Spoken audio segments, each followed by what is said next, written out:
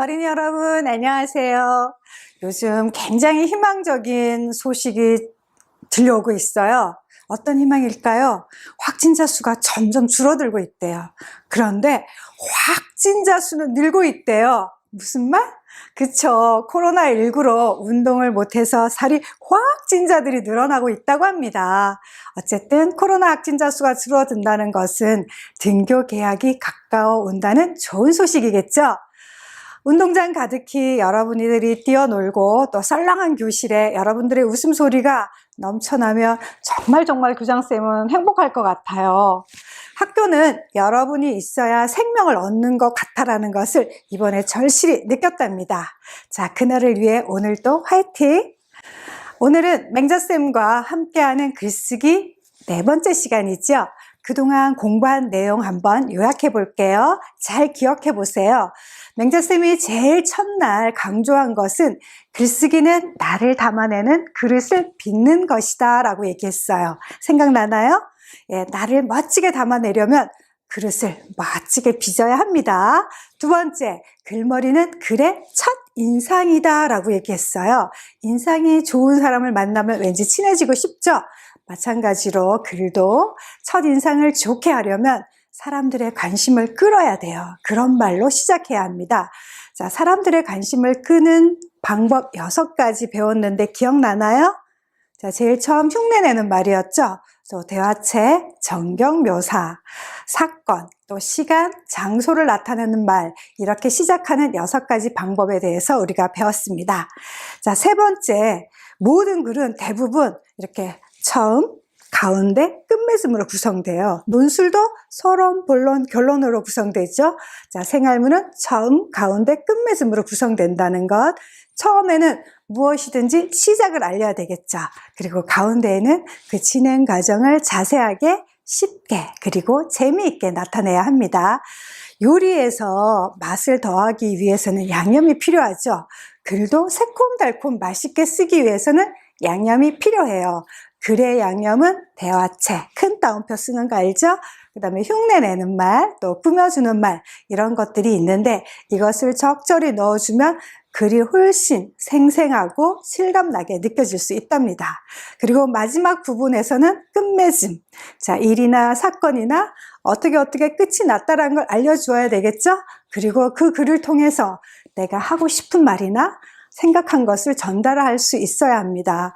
직접적으로 나는 이렇게 생각한다 라고 표현할 수도 있지만 내 감정이나 생각을 그냥 문장 속에 녹여내서 표현하면 더 높은 수준의 글이 된다라고 얘기를 했어요. 그 다음에 4번째 한번 기억해 보세요. 생활문, 동화, 교장선생님 비교해서 설명한 적이 있어요. 생활문과 동화의 구성이 같다고 했습니다. 근데 동화는 우리 현실에서 일어날 법한 허구죠, 허구. 그렇지만 생활문은 내가 생활 속에서 직접 겪은 일이에요. 그래서 생활문의 생명은 바로 솔직함이다. 솔직하지 않은 글은 사람들의 마음을 울릴 수가 없어요. 자, 5번째. 글을 쓸 때에는 항상 보이지 않는 나의 독자를 염두에 두고 쓰라고 했어요. 어떻게 쓰면 독자가 잘 이해할 수 있을까? 또 어떻게 하면 내 독자가 지루하지 않게 이거를 재미있게 읽을 수 있을까? 그것을 고민하면서 쓰다 보면 내 글쓰는 실력이 점점 늘어나게 됩니다. 자, 이렇게 5가지를 다시 한번 요약해 보았는데 기억이 잘 나나요? 그쵸? 마르고 닳도록 얘기를 했잖아요. 평생 기억해 주면 좋겠습니다. 자, 오늘은 여러분들이 심사위원이 되어서 생활문을 평가해 보는 거예요. 심사위원. 선생님들만 할 법한 일을 오늘 여러분들이 한번 해볼 건데요.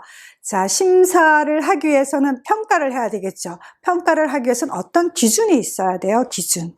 그래서 그동안 우리가 생활문 잘 쓰기 위해서 4가지 전략을 배웠는데 그것을 기준으로 한번 평가를 해보도록 할 텐데 제일 처음에 평가 기준은 글을 3덩어리, 어떻게?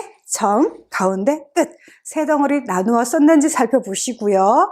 2번째는 글머리 시작에서 관심을 이렇게 끌었는지 한번 살펴봐요. 그리고 3번째는 처음 부분에 뭘 나타내라 그랬어요? 일이 이렇게 저렇게 시작된다. 자, 시작이 잘 나타나 있는지 평가해 주시고요. 가운데 부분에서는 일이 진행되는 과정을 생생하게 잘 전달했는지 살펴보고, 끝맺음에서는 일이 어떻게 마무리되었는지, 그리고 이 일을 통해서 하고 싶은 말이 무엇인지, 나누고 싶은 생각이 무엇이있는지, 그것이 잘 드러났나 한번 살펴보기 바랍니다.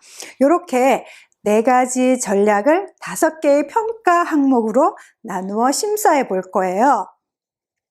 여러분, 먼저 심사에 들어가기에 앞서서 맹자쌤의 홈러닝을 통해서 생활문 심사는 어떻게 하는지 영상을 통해 한번 알아볼 건데요. 우리가 무조건 무턱대고 지금 바로 심사에 들어갈 수는 없잖아요. 그쵸? 그러니까 그 영상을 통해서 간접 경험을 한번 해보고 나서 그 다음에 우리가 심사에 들어갈 거예요. 자, 그 영상을 보고 나야만 여러분이 심사위원의 자격을 갖추는 거예요. 자, 꼼꼼히 심사위원의 마인드로 집중해서 보고 심사위원이 되어서 다시 만나요.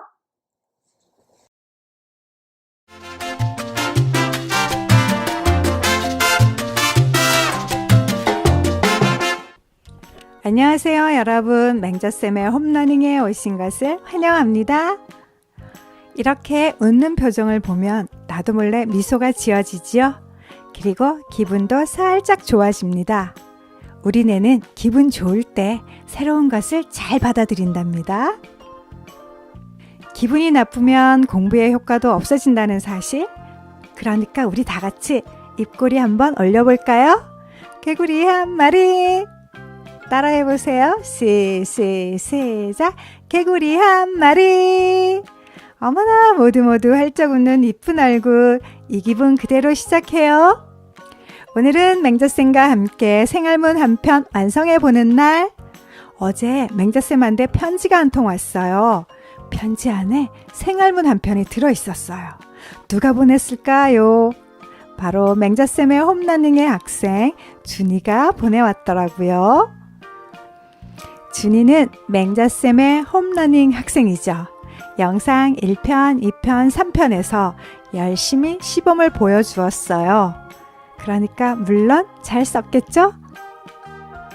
맹자쌤이 가르쳐준 대로 잘 썼는지 다 같이 체크해봐요. 생활문은 처음, 가운데, 끝맺음 세 덩어리로 이루어진다고 했죠. 그렇게 내용을 나누어 썼는지, 또 관심을 끌기 위해서는 처음 부분의 글머리 시작을 재미있게 하라고 했어요. 가운데 부분에서는 일이 어떻게 전개되는지 흥미진진하게 썼는지도 체크해 봐야겠고, 마지막 끝맺음에서는 준이가 이거를 왜 썼는지, 우리에게 무슨 말을 하고 싶은지 그것도 한번 찾아봐요. 준비됐나요? 자, 준이의 글입니다. 시원한 바닷바람이 불어오고 갈매기들이 끼룩끼룩 배 주변을 날아들기 시작한다. 오, 준이가 글머리를 정경묘사로 시작했어요. 유람선이 출발하자마자 사람들은 하나 둘씩 준비해온 갈매기 먹이를 들고 배 난간으로 나간다. 와, 정경묘사로 시작하니 장면이 눈앞에 보이는 것 같아요. 배 주변을 빙글빙글 돌던 갈매기들은 사람들이 던져주는 과자를 공중에서 낚아채어 먹기도 하고 바다에 떨어진 과자를 주워 먹기도 한다. 꼭 갈매기 쇼를 보는 것 같아. 우리 가족도 갈매기에게 먹이를 주러 밖으로 나갔다. 생활문 처음 부분 잘 썼나 체크해 봅시다. 정경묘사로 글머리를 시작하여 관심을 끌었어요. 그쵸? 갈매기 먹이 주는 사건이 시작됨을 알려주었어요. 글의 분량은 한 문단 정도로 구성했어요. 오, 정말 잘 썼어요. 그쵸? 가운데 부분도 볼까요? 나도 사람들처럼 갈매기 먹이를 주고 싶어 무섭기는 했지만 용기를 냈다. 준비해온 새우깡 과자를 손끝으로 잡고 팔을 쭉 뻗었다. 와, 준이가 좀 무서운가 봐요. 그렇지만 용기를 내고 있어요. 그 순간 가슴이 콩당콩당 거리기 시작했다.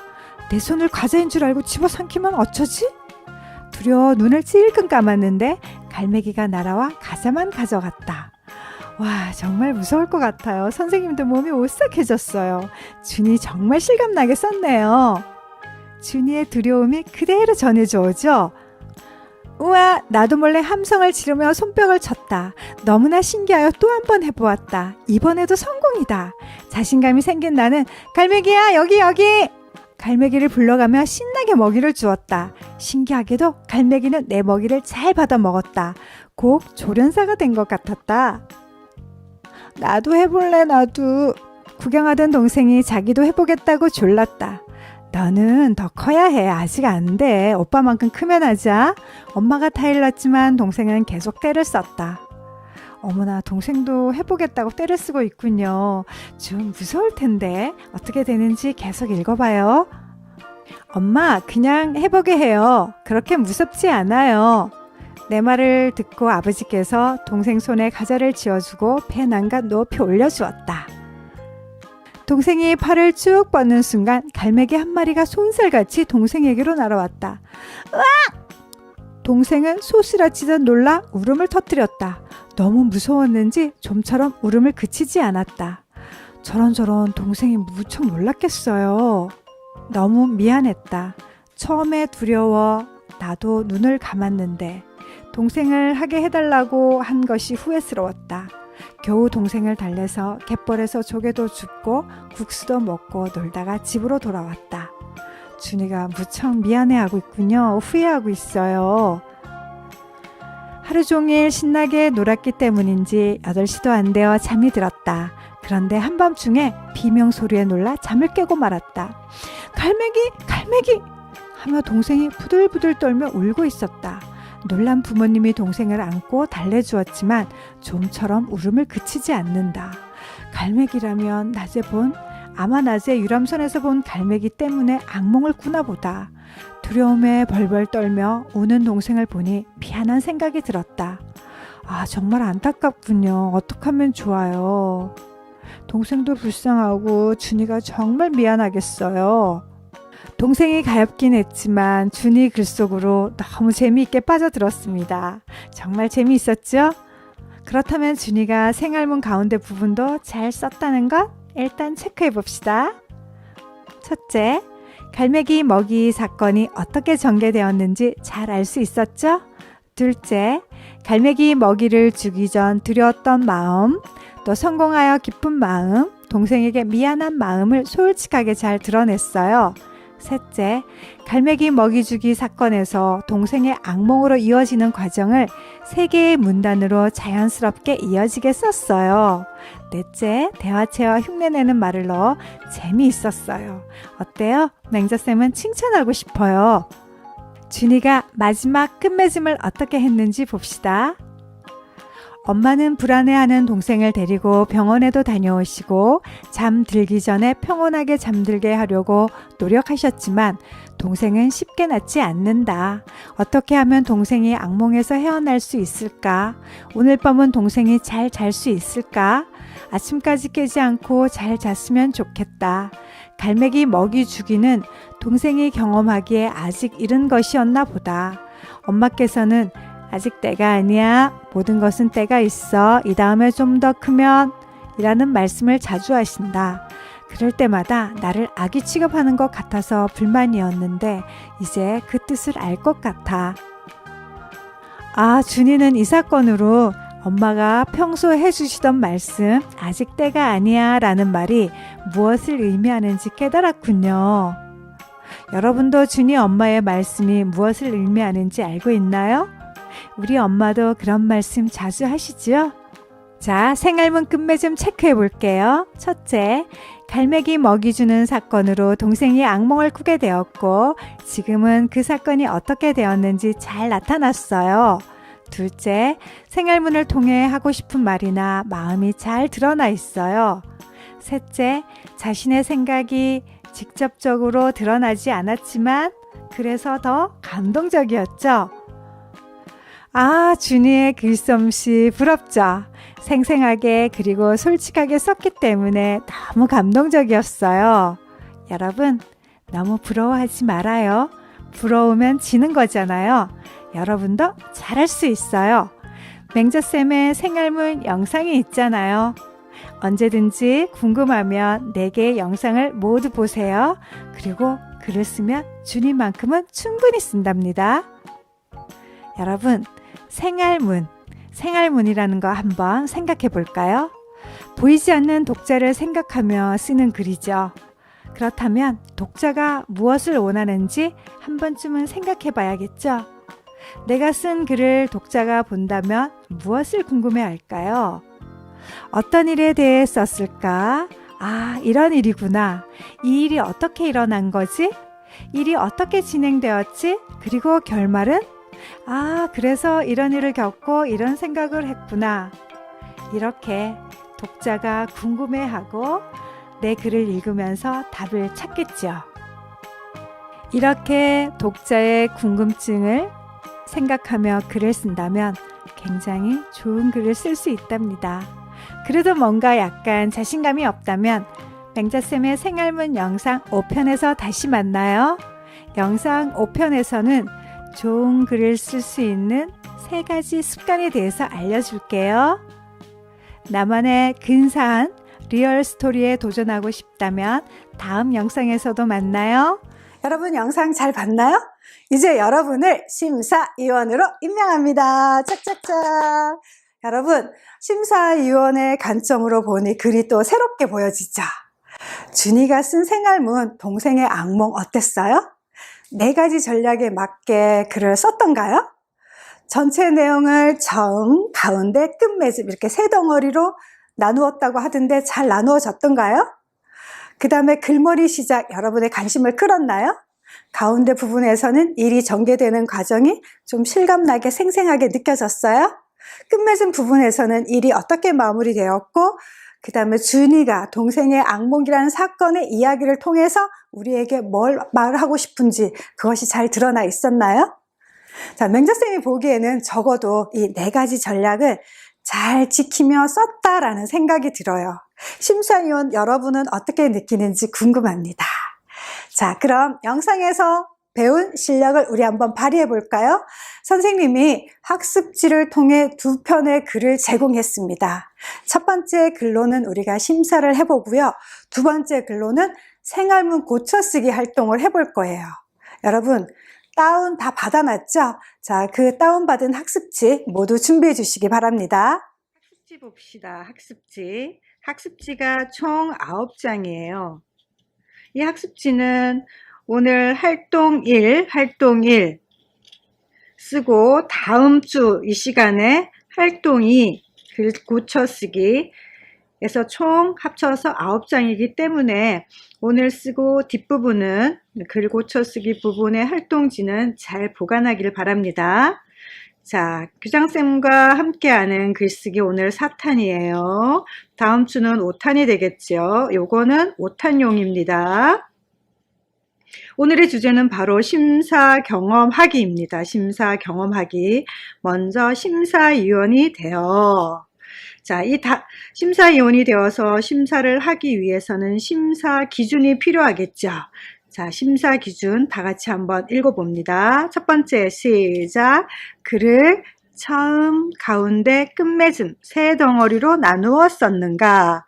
둘째, 글머리 시작에서 관심을 끌었는가? 관심. 우리 이 관심 끄는 방법 6가지 배웠죠? 네. 그 다음 3번째, 처음 부분에서 일의 시작됨을 알렸는가? 그 다음 가운데 부분에서 일이 진행되는 과정을 어떻게 실감나게 썼는가? 5번째, 끝맺음에서 일의 마무리와 하고 싶은 말이나 생각이 드러났는가? 이 5가지 평가 기준을 염두에 두고 글을 읽어볼 거예요. 제목은 기억에 남는 공개 수업입니다. 기억에 남는 공개 수업. 자, 맹자쌤 한 문단, 여러분 한 문단, 이렇게 한 문단씩 나누어서 읽어봅시다. 맹자쌤부터 시작하겠습니다. 제목, 기억에 남는 공개 수업. 공개 수업이 있는 날 아침에 설레고 떨리는 마음으로 학교를 향해 갔다. 학교 가는 길에 시원한 바람이 내 뺨을 스치고 지나갔고 나뭇잎도 바람에 살랑살랑 춤을 추고 있었다. 살랑살랑 춤을 추고 있었다. 엄마께서 학교에 오신다고 생각하니 기분이 무척 좋았다. 나도 모르게 콧노래를 부르며 교실 문을 열었다. 드르륵 다른 날보다 교실 분위기가 많이 달라 보였다. 아이들 얼굴은이겠죠. 모두 평소보다 들떠 있었다. 선생님께서는 약간 긴장하신 모습이었다. 자, 그 다음 여러분 읽어보세요. 여러분, 이 문단은 여러분 시작. 드디어 수업이 시작되었다. 여러분, 뒤에 우리 부모님이 와 계십니다. 선생님께서 말씀하시자마자 나는 뒤를 돌아보았다. 아직 엄마가 오시지 않았다. 순간 기운이 쭉 빠졌다. 아무래도 동생을 유치원에 데려다 주고 오시느라 늦으시는 것 같아. 그래도 조금만 더 서둘러 주시지. 매일 나보고 서두르지 않는다고 잔소리하면서 오늘은 엄마가 너무 여유를 부린 것 같아 속상하다. 우리 엄마는 언제쯤 오실까? 그 다음 장 준비하시고 뒤를 힐끔힐끔 쳐다보았다. 아무리 기다려도 오시지 않아서 걱정이 되기도 하였다. 그래서 자꾸 뒤를 돌아보게 되었다. 선생님의 설명이 귀에 들어오지 않는다. 자, 그 다음 맹자쌤 차례죠. 선생님의 학습 안내에 대한 설명이 마무리될 때 엄마의 모습이 보였다. 안도의 한숨을 쉬고 엄마께 눈도장을 찍고 나니 시무룩했던 내 표정이 환한 미소로 바뀌었다. 엄마께서 뒤에 계시니 무엇이든 자신 있게 할 수 있고 마음도 든든했고 전혀 떨리지 않았다. 자, 여러분 차례 시작! 엄마께서 나오셔서 직접 공을 뽑아 발표 순서를 정하였다. 우리 육모듬이 첫 번째로 발표를 하게 되었다. 우리 모듬은 첫 번째 발표여서 떨렸지만 긴장하지 않고 간신히 발표를 끝마쳤다.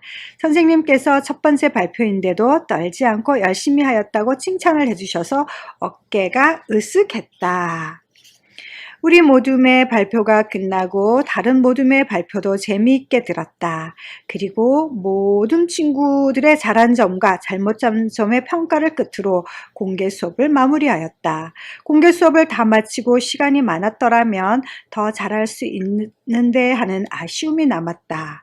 자, 5문단은 누구 차례일까요? 맞아요. 교장쌤 차례입니다. 수업이 끝나고 엄마에게 달려가 엄마 품에 안겼다. 엄마께서 흐뭇해하시며 맹자야 잘했어 최고야 라고 말씀해 주시며 따뜻하게 안아주셨다.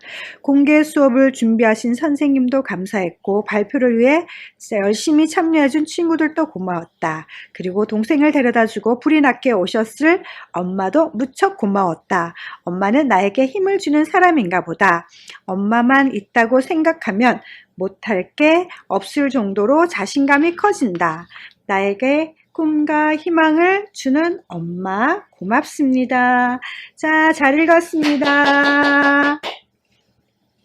자, 읽어보니 어때요?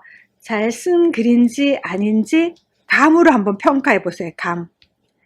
자, 감으로 한번 평가하면 어때요? 잘 쓴 것 같아요?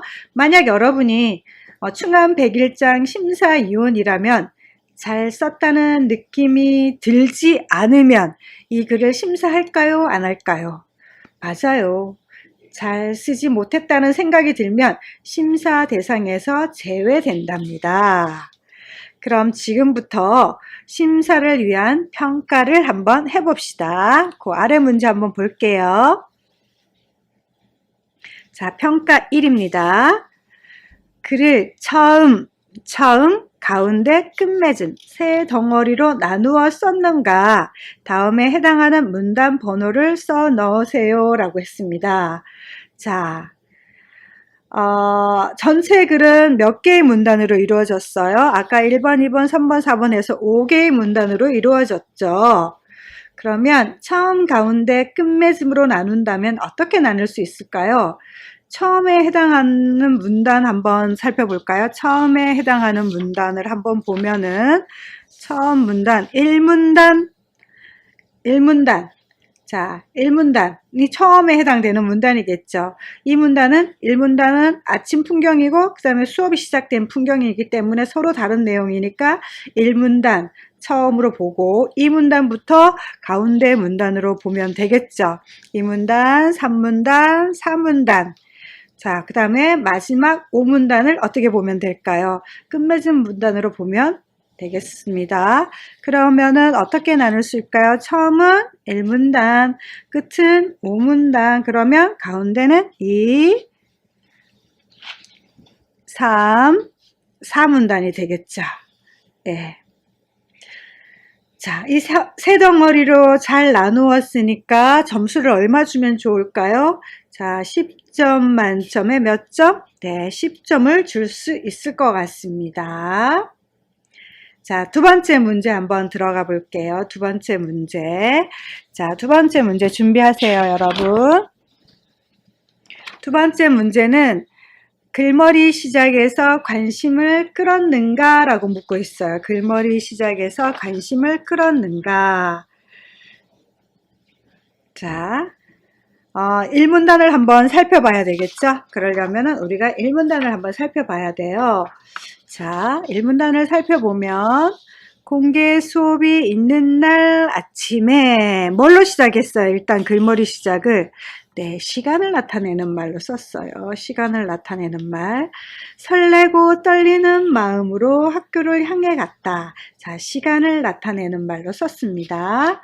그 다음 두 번째, 1문단 전체 내용을 읽어보면서 이 글에 대하여 관심이 끌렸나요? 그 이유는 무엇인가요? 라는 문제가 있어요. 두 번째는 1문단 전체 내용을 읽어보면서 이 글에 대하여 관심, 글머리 관심, 그 이유는 무엇인가요? 라고 했어요. 자, 그러면 1문단을 다시 한번 볼 거예요. 자, 1문단. 맹자쌤은 여기에서 설레고 떨리는 마음이라는 말에 공개 수업에 대한 설레이던 나의 경험이 떠올랐어요. 여러분, 여러분이 되어서 학생이 되어서 엄마가 오시는 것도 설레고 떨리지만요. 선생님 입장에서도 굉장히 설레고 떨려요. 또 그 다음에 학교 가는 길, 여기 한번 봐봐요. 학교 가는 길에 시원한 바람이 내 뺨을 스치고 지나갔고 나뭇잎들도 살랑살랑 춤을 추고 있었다. 엄마께서 학교에 오신다고 생각하니 기분이 무척 좋았다. 나도 모르게 콧노래를 부르며 교실 문을 열었다. 여기까지. 여기서 느낄 수 있는 글쓴이의 기분 어때요? 네, 아주 기분 좋죠. 기분 좋아요. 이 기분 좋은 게 느껴져요. 그리고 꼭 마치 내 기분이 좋은 것처럼 느껴져요. 그리고 드르륵 흉내내는 말 있죠. 드르륵. 다른 날보다 교실 분위기가 많이 달라 보였다. 아이들 얼굴은 모두 평소보다 들떠 있었다. 선생님께서 약간 긴장하신 모습이었다. 자, 약간 들뜬, 아주 우울한 긴장감이 아니라 들뜬 긴장감이 보이죠. 들뜬, 기분 좋은 긴장감. 이거에 대해서도 선생님은 공감이 갔어요. 그래서 공개 수업날 아침에 글쓴이의 기분과 교실 분위기를 잘 묘사했기 때문에 맹자쌤은 이 글에 대한 첫 인상이 좋았어요. 그래서 이렇게 정리할 거예요. 여러분도 여러분 생각과 이유를 먼저 써보세요. 자, 맹자쌤도 쓰고 여러분도 쓰고 서로 어떻게 다른지 한번 볼까요? 맹자쌤은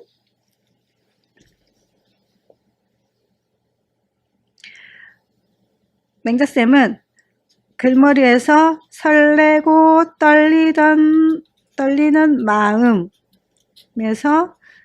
공개 수업에 대한 경험을 떠올렸어요. 경험. 나의 경험을 떠올렸고, 두 번째로는 학교 가는 길, 이래 묘사를 잘했죠. 학교 가는 길 그 묘사를 했어요. 묘사를 잘했기 때문에 글쓴이의 기분이 나한테 전해져 왔어요. 그리고 또 세 번째는 교실 분위기에서 아까 얘기했죠? 우울한 긴장감이 아니라 약간 기분 좋은 들뜬 긴장감을 느낄 수 있었어요.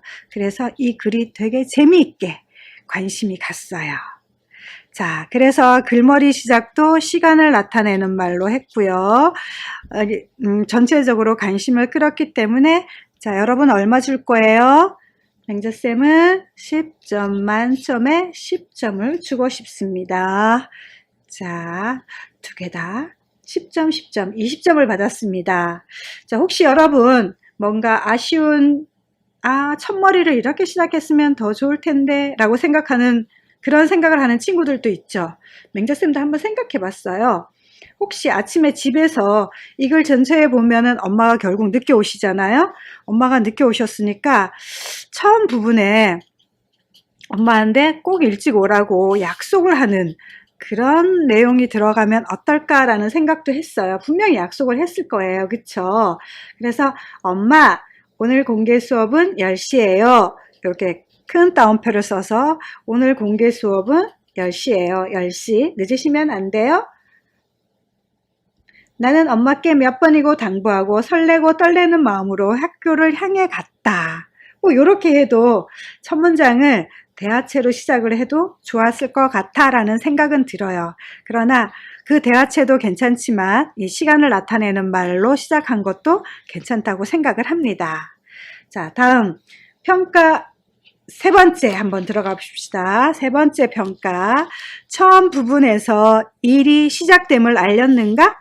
무엇으로 알 수 있는지 밑줄을 그어라 그랬어요. 자, 처음 글입니다. 1문단. 공개 수업이 있는 날 아침에 설레고 떨리는 마음으로 학교를 향해 갔다. 학교 가는 길에 시원한 바람이 내 뺨을 스치고 지나갔고 나뭇잎들도 바람에 살랑살랑 춤을 추고 있었다.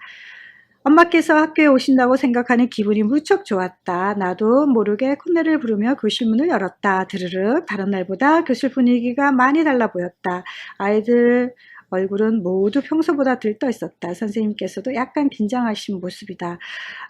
교장 선생님은 여기를 줄 긋고 싶어요. 여기. 여기와 줄을 너무 많이 가서 여기.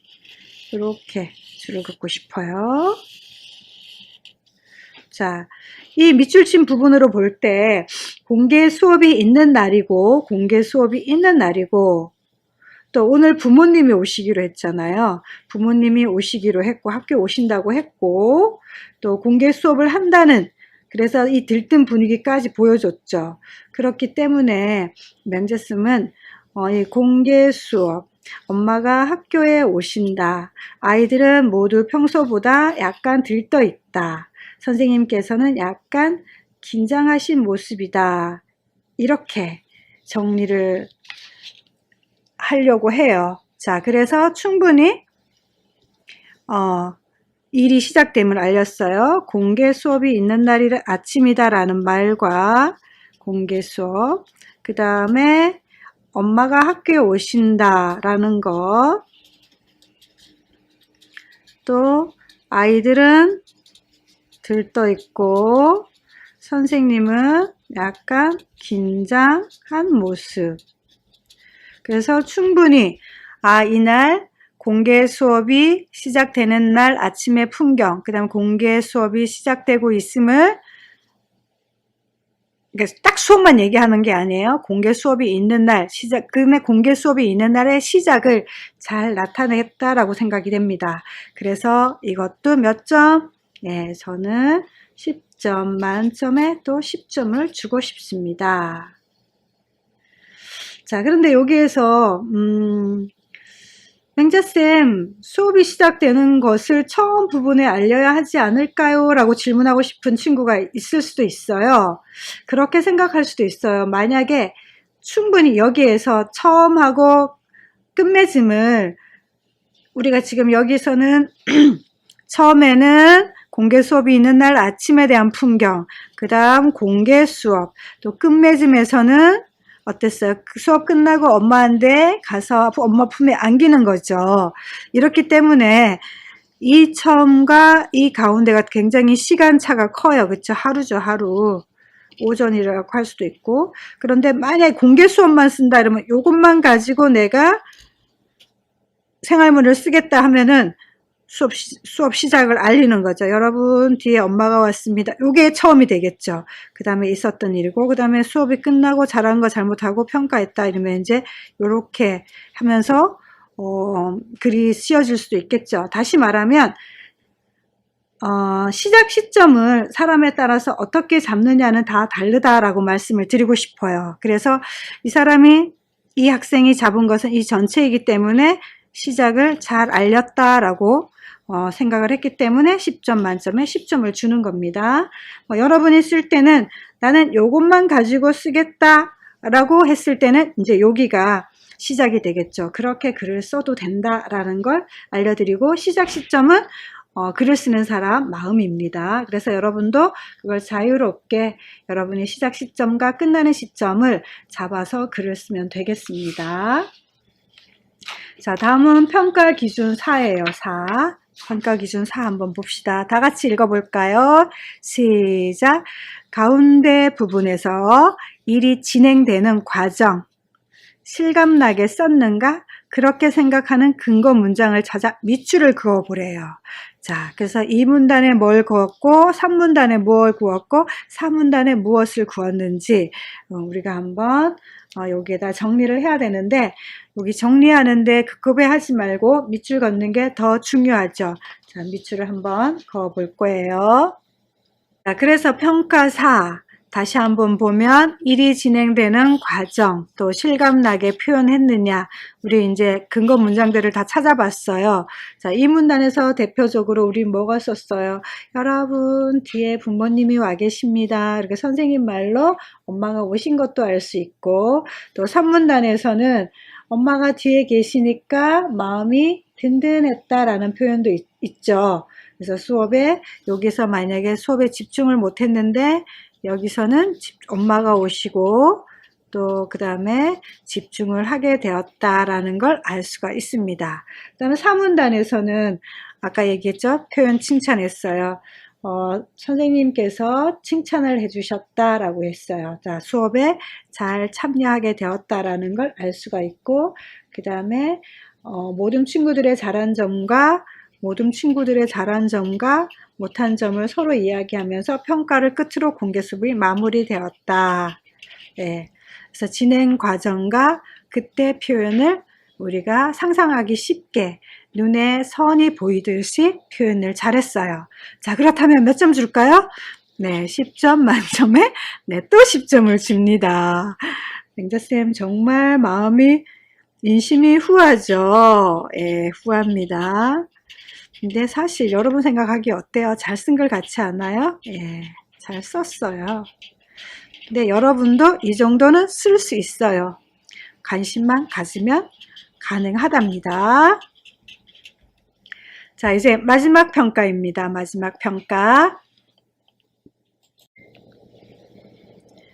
마지막 평가는 끝맺음에서 일의 마무리와 하고 싶은 말이나 나누고 싶은 생각이 잘 드러났는가? 공개 수업이 끝나고 어떤 일이 있었나요? 글쓴이는 이 글을 통해 어떤 생각을 전하고 싶어 하나요? 이제 이 부분이 잘 나타나 있나를 살펴보면 되겠죠? 자, 그러니까 다시 한번 뭘 찾아내야 되겠어요? 자, 5문단을 다시 한번 본문을 찾아볼게요. 본문. 여러분도 5문단 다시 한번 보세요. 자, 수업이 끝나고 엄마 품에 달려가서 안겼다 그랬고, 엄마가 맹자야 잘했어 최고야 라고 말씀하시며 따뜻하게 안아주셨다고 했어요. 자, 글쓴이가 하고 싶은 말은 뭘까요? 네, 여기 보면은 나에게 희망과 힘을 주는 엄마 고맙습니다 라고 했죠. 예, 이 글쓴이는 엄마만 있으면, 엄마가 옆에 있다고 생각하면 못할 게 없을 정도로 자신감이 커진다라고 했어요. 못할 게 없을 정도로. 자, 아마도 이 선배님은 친구들에게 또는 독자에게 무슨 말을 하고 싶은 걸까요? 엄마에 대한 소중함, 또 엄마는 나에게 힘을 주는 사람, 이런 것들을 얘기하고 싶지 않을까요? 그 다음에 글의 마무리가 잘 되었나라고 보면은 수업이 끝나고 직접적으로 표현했고, 엄마한테 안기고, 그 다음에 자기가 오늘 공개 수업을 통해서 엄마의 소중함을 깨달았다는 내용이 나왔어요. 자, 이렇게 봤을 때 여기에다가 우리 뭐라고 쓰면 될까요? 일단 마무리도 잘 되었고, 하고 싶은 말도 잘 나타나 있는데, 자, 뭐예요? 엄마는 나에게 힘을 주는 사람, 엄마라는 존재, 힘을 주는 사람이다. 엄마만 있으면 뭐든지 자신감이 있다. 이 정도로 우리 엄마는 소중한 분이다. 자, 글쓴이 엄마만 소중한 분일까요? 우리 엄마는 어때요? 우리 엄마? 네, 여러분 엄마도 굉장히 소중한 분이죠. 자, 맹자쌤 엄마는 어떨까요? 맹자쌤 엄마는, 맹자쌤도요, 엄마만 이렇게 나이가 들어도 엄마를 만나면 굉장히 행복하고 푸근해요. 근데 최근에 엄마가 한 5년 전부터 치매에 걸리셨어요. 그래서 슬퍼요. 엄마를 너무 속썩여드려서 걸리신 건 아닐까라는 생각이 들어서 눈물이 나네요. 슬퍼요. 여러분, 요즘 우리 부모님, 엄마, 아빠 너무 힘들어요. 그러니까 엄마, 아빠 말씀 잘 들어주세요. 맹자쌤처럼 이렇게 마음 아파하지 말고 우리 엄마, 아빠가 건강하게 살아갈 수 있도록 말 잘 들어주길 바랍니다. 자, 맹자쌤이 괜히 엄마 얘기하니까 울컥했습니다. 맹자쌤은 울컥을 잘해요. 잘 울어요. 자, 평가 5. 어때요? 이 부분도 여러분 몇 점 주고 싶어요? 맹자쌤도 역시 또 후한 마음이 발동. 10점, 만점에 10점을 주겠습니다. 자, 그 다음에 다음 장, 요거부터는 다음 시간에, 다음 주 글쓰기 시간에 쓸 거예요. 그렇기 때문에 여러분 잘 보관해 주세요. 잘 보관했다가 다음 주에 요거 꺼내서 다시 수업할 수 있도록 합시다. 자, 이렇게 분석적으로 평가해 보니 어때요? 잘 쓴 생활문이라고 볼 수 있죠. 이 글은 사실 몇 년 전에 충암 100일장에서 최우수상을 받은 작품이랍니다. 최우수상 받을 만하죠? 여러분 앞으로 생활문을 쓸 때 심사위원의 관점을 생각하면서 글을 쓰면 좋겠어요. 그러면 글을 보다 짜임새 있게 쓸 수 있을 거라는 생각이 듭니다. 그리고 글을 다 쓴 후 다듬을 때도 이 5가지 평가 기준을 생각하며 고쳤으면 글 실력이 많이 좋아질 거예요. 자, 맹자월, 공자월, 맹자쌤이었습니다. 건강하게 우리 기쁘게 만날 수 있도록 그때까지 안녕!